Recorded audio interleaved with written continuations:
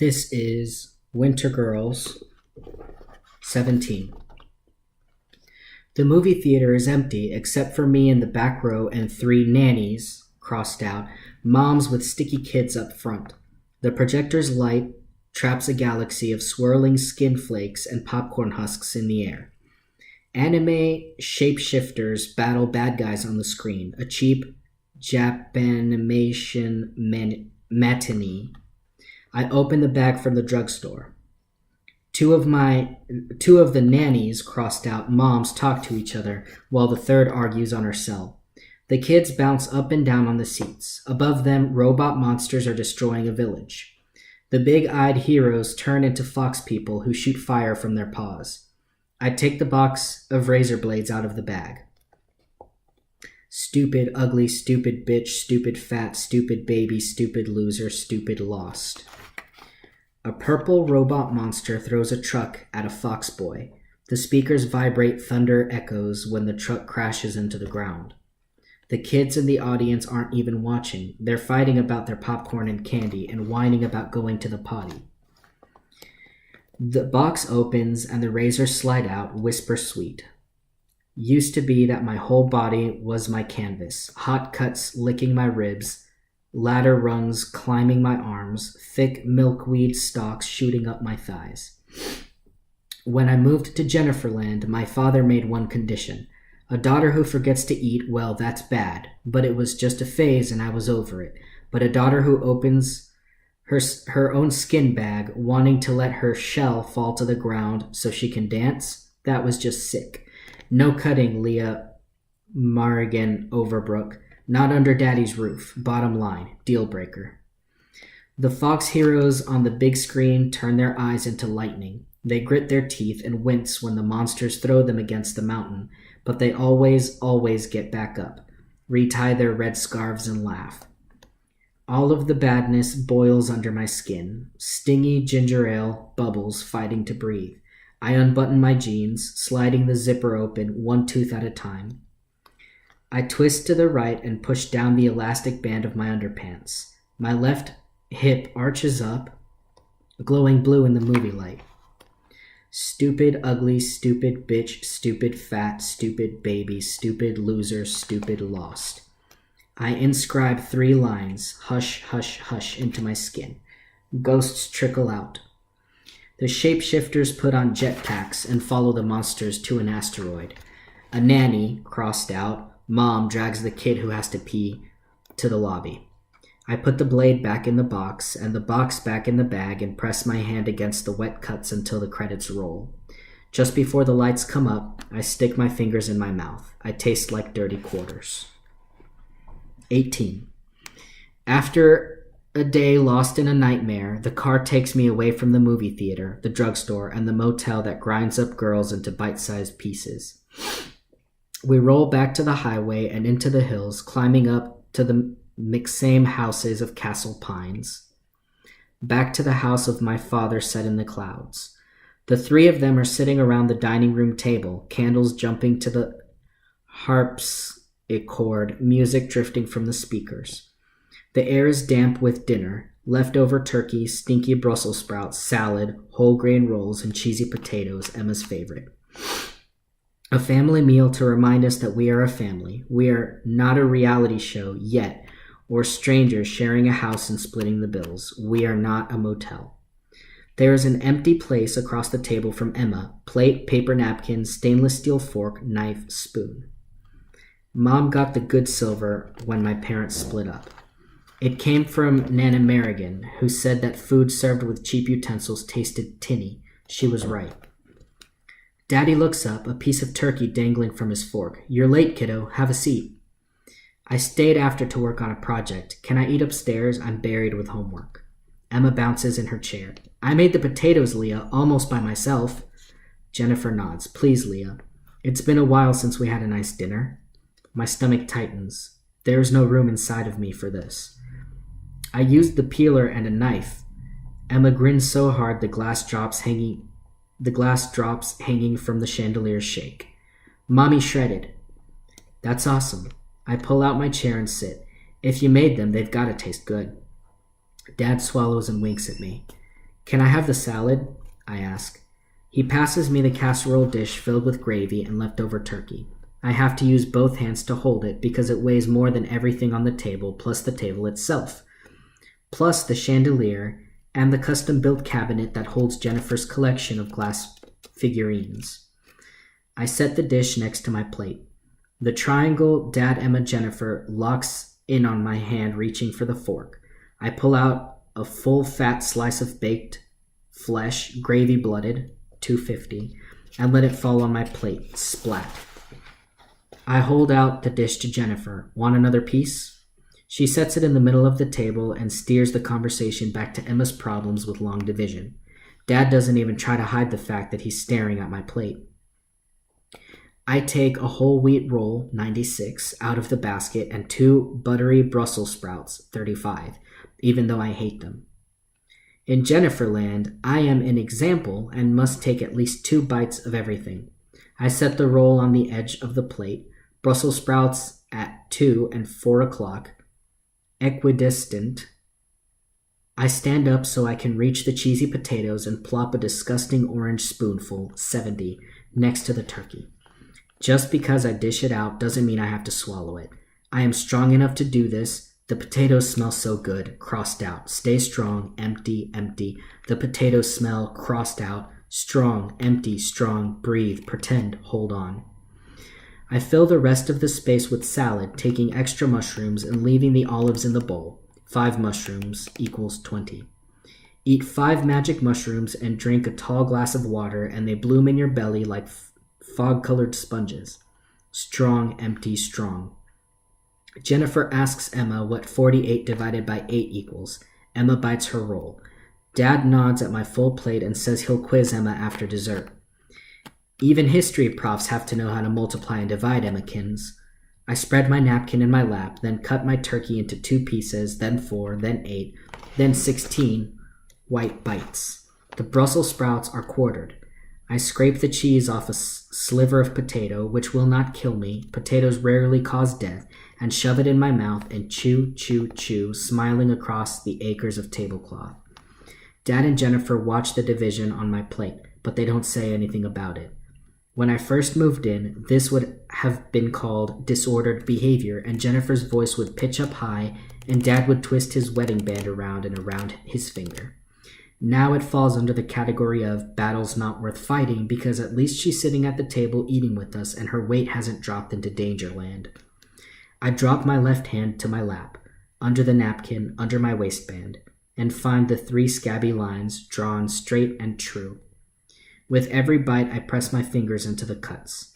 You did a great job, I tell Emma. The potatoes are amazing.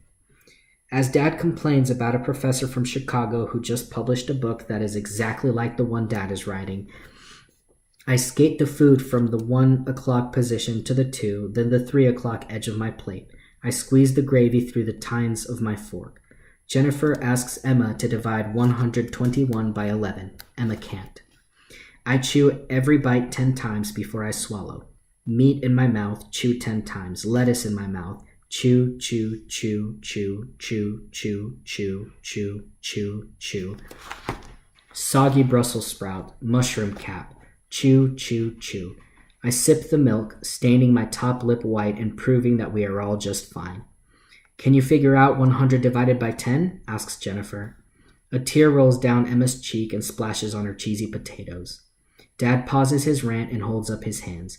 No tears, Emma. Leah had a hard time memorizing this stuff too, but she got it in the end. That's my cue. You know what saved me? I ask. Calculators. As long as you have a calculator, you'll be okay. Trust me, math is not worth crying about. Jennifer shoots me a step look, sharper than normal, and pours another glass of water. Didn't you have a test today? I spear the tiniest slice of potato. Physics. He postponed it. Nobody understands the speed of light. How's the migraine? Like a herd of cattle stampeding through my head. Ouch, I say. Emma tries to cut a Brussels sprout with her fork, but it jumps off her plate and rolls across the table to me. Jennifer winces when the fork screeches across the plate. I toss the runaway sprout to Emma, who catches it with a giggle and wipes her eyes on her sleeve. Jennifer reaches over to take the sprout out of Emma's hand and knocks over the glass of milk. Emma flinches as the milk floods her plate, then soaks the tablecloth and starts to drip on the new carpet. The phone rings. Jennifer buries her head in her hands. Dad stands up. Let the answering machine get it, he says. I'll clean up the mess. Jennifer takes a deep breath and heads for the kitchen. I hate people who screen their calls. I'll get it. Dad mops up the spills, pats Emma's back, and tells her it's just a glass of milk. I sweep my roll and half the meat into my napkin, fold it up, and put it in my lap. Jennifer comes back with her mouth in a perfect knot. It's her. She holds the phone out to Dad. Jennifer is not the reason my parents got divorced. The reason was named Amber, and before her, Whitney, and before her, Jill, and the others. When Mom finally kicked him out, Dad went to a new bank to open his new checking account. Jennifer worked there. He was so smitten he went back every day for a week, making up dumb questions about home equity loans and IRAs. They were married before I was used to the fact that my parents had actually divorced. Dad takes the phone. Hello? Hold on. Chloe, I can hear you. Jennifer frowns and shakes her head. He gets the message. We're eating dinner, he says as he walks out. Phone 3 inches from his ear. Yes, all of us. She's dealing with it fine. As he walks down the hall, the music stops. The CD player clicks and changes discs. Tchaikovsky, Swan Lake. Jennifer tells Emma to wipe the cheese sauce off her chin. 19. Half an hour later, Dad opens the door to Mom. Her voice in the hall lashes me to my chair with prickly vines. The last time I saw her was August 31st, the day I turned 18. I can't see her see me now. Crossed out. Strong, empty, strong. The breakup with my mother was the same old story told a million times. Girl is born, girl learns to talk and walk, girl mispronounces words and falls down, over and over again. Girl forgets to eat, fails adolescence, mother washes her hands of girl, scrubbing with surgical soap and a brush for 3 full minutes, then gloving up before handing her over to specialists and telling them to experiment at will. When they let her out, girl rebels. Mom walks into the dining room and Jennifer vanishes. Poof. It screws up the laws of physics for her to occupy the same room as the first wife. Late rounds? Dad asks. Mom ignores him and walks toward me. She kisses my cheek and pulls back to study me with her X-ray, MRI, CAT scan vision. How are you feeling? Great, I say. I've missed you. She gives me another kiss, lips cool and chapped. When she sits in Jennifer's chair, she winces. Her knees act up when the weather changes. You look tired, she says. Pot calling the kettle black, I say. Dr. Cole Merrigan wears her fatigue like a suit of armor. To be the best, you have to give everything all the time. Then you have to give some more. 100-hour weeks, crushing patient loads, working miracles the way other people flip burgers. But tonight she looks worse than usual.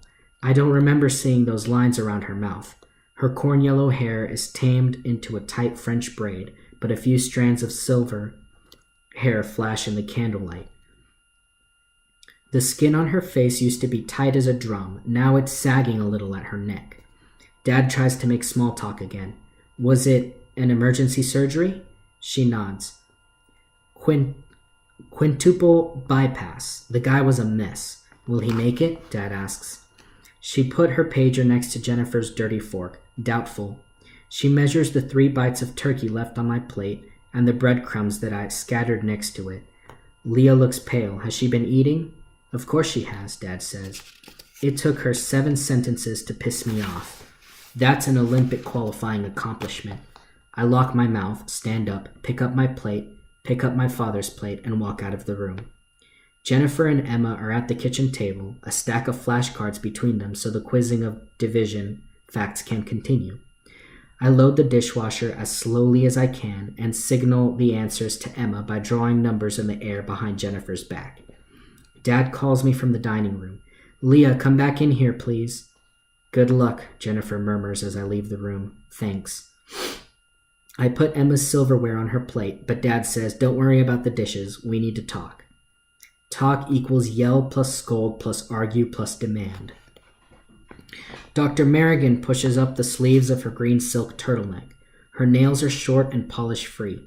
The magic fingers connected to the hands, connected to the forearms, roped with steel muscle and tendons that lead to the shoulders, neck, and bionic brain. Her fingertips drum the table. "Sit down, please," she says. I sit. Daddy, your mother has a concern. Mom, it's more than a concern. Leah, about? Daddy, I told her that you've been fine since we got the news. Leah, he's right. Mom, spine not touching the back of her chair, I'm afraid Cassie's death might trigger you. The research shows, Leah, I'm not a lab rat. Mom glances at the blank screen of her pager, hoping it will go off. Leah, we stopped talking months ago. Mom, you were best friends for 9 years. Not talking for a couple months doesn't make that go away. Leah stares at a stain in the tablecloth. Daddy, do you know how she died? Mom, taking a roll from the basket, Cindy will call me when the autopsy results come in. I offered to explain them to her. Daddy, I bet it will show drugs. Mom, maybe, but that's not the point. The point is Leah. Emma walks in to say goodnight, her eyes puffy. Dad kisses her. Dr. Merrigan gives her a clinical smile. I hug her close and whisper that long division is a stupid poop head. She giggles and squeezes me tight, then runs up to take her bath. Jennifer stands with her back to Dr. Merrigan and me, and asks her husband some lame questions about the garbage pickup tomorrow and his socks in the dryer. Little homey details to remind wife number 1 who wears the diamond ring around here. I brush the crumbs from the tablecloth into my hand. Drugs didn't kill Cassie, not unless it was a couple of bottles of aspirin, or she drank vodka until she fell into a coma, or she cut too deep. Or maybe someone else killed her, some bad guy who followed her and stole her purse and emptied her checking account. No, that would have been in the newspaper. I should have asked Elijah what he saw, what the police really said. I should have told him my name, but no, I don't know who he is, not really. What if he lied about having an alibi? What if the police think he's a suspect? And what kind of guy lives in a creepy motel? Maybe he was a figment of my imagination. The whole day could have been a blackout dream I spun for myself because admitting that I spent the whole day in bed is pathetic. Doubtful. Poof! Jennifer vanishes again. Mom, taking a roll out of the basket. I can't go to the wake because of work. Are you going? Dad, it might be awkward. I haven't talked to them in years. Leah, I'll go. Mom, absolutely not. You're emotionally fragile. I'll pay our respects at the funeral on Saturday. Leah, but you just made a big deal about how long Cassie and me were friends. Dad, your mother's right. It'll upset you too much. Leah, I'm not upset. Mom, I don't believe you. I want you to see Dr. Parker more frequently, at least once a week, maybe more. Leah, quietly, no, it's a waste of time and money. Dad, what do you mean? Leah, Dr. Parker is dragging out my therapy so she can get paid. Mom, picking out bits of grain from roll, you're alive because of Dr. Parker. Leah, bleeding where they can't see, stop exaggerating. Mom, dropping crumbs, she's slipping back into denial, David. Why are you letting this happen? You're not supporting her recovery. You're letting it go up in flames. Dad, what are you talking about? We're 100% supportive, aren't we, Leah? Mom, acid eyes, you coddle her. You let her call the shots. Dad, louder, did you just say we coddle her? They leap into battle. The steps to the dance burned into their muscle memory. I pull a candle close to me and push the soft wax at the top of it into the blue flame. My parents met at a midsummer party by a lake in the mountains. Dad was finishing up his PhD and knew the guy who owned the cabin. Mom had a rare night off between her internship and residency. She and her friends were looking for a different party and got lost. When I was a real girl, they would cuddle with me on the couch and tell me the fairy tale version of how they fell in love. Once upon a time, on the shores of a purple lake so deep it had no bottom, a man saw a lady with long golden hair walking barefoot in the sand. The lady heard the man singing sweetly and playing the guitar. It was fate that their paths should cross. They paddled a canoe to the middle of the water and laughed. The moon saw how beautiful they were and how much in love, and gave them a baby for their very own. Just then, the canoe sprung a leak and started to sink. They had to paddle hard, hard, hard, but they made it to shore just in time. They named the baby Leah and lived happily ever after. The skin on the edge of my thumb rests on the cusp between safety and flame. The real story is not poetic. Mom got pregnant, Dad married her. They couldn't stand each other by the time I was born. They were random gods who mated by a wine-dark sea. They should have turned me into a fish or a flower when they had the chance. Mom, she looks like hell. I want her to move back with me until she graduates. Dad throwing napkin on the table, oh, for Christ's sake, Chloe. The two of them will fight forever. I blow out the candle. Emma hears me come up the stairs and asks me to watch a movie with her. I stick band-aids on my weeping cuts, put on pink pajamas so we match, and snuggle with her until into her rainbow comforter. She arranges all of her stuffed animals around us in a circle, everyone facing the TV, then presses play. When she falls asleep, I flip through the channels one after the other after the other. Dr. Merrigan leaves an hour later, without bothering to come up and say goodnight or notice that I haven't unpacked most of my boxes or see what a good almost sister I can be. The front door closes hard with a muffled whoomp that pushes air against all the windows. Professor Overbrook bolts the door and sets the security system. I turn out the princess light next to the bed. Emma breathes through her open mouth. Ghosts dare not enter here. I fall asleep with my head on a raggedy elephant.